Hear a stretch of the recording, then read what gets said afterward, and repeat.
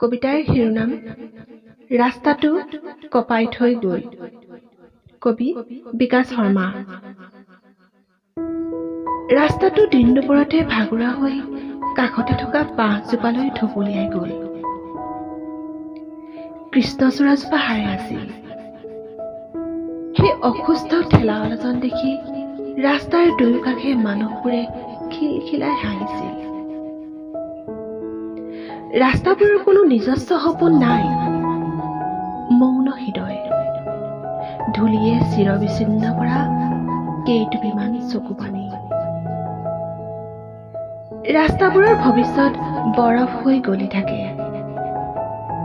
আমি য'ৰ পৰা ৰাস্তাটো আৰম্ভ কৰিছিলো সেইখিনিতে বাঢ়ি আহিল বনৰীয়া গছবোৰৰ শৰীৰ।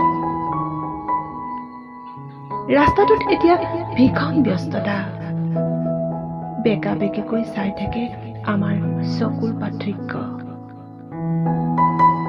আকাশে ভাল পায় সেই অসম্পূৰ্ণ ৰাস্তাটো।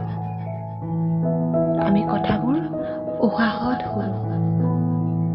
পলাশজোপাৰ ভয় নামি আহে সেই ৰাস্তাটোৰ উৎকণ্ঠা দেখি। নীলাজী বনবোৰৰ চকু বন্ধ কৰি কোনোমতে নিজৰ বৰপিঠিত থিয় দিলো।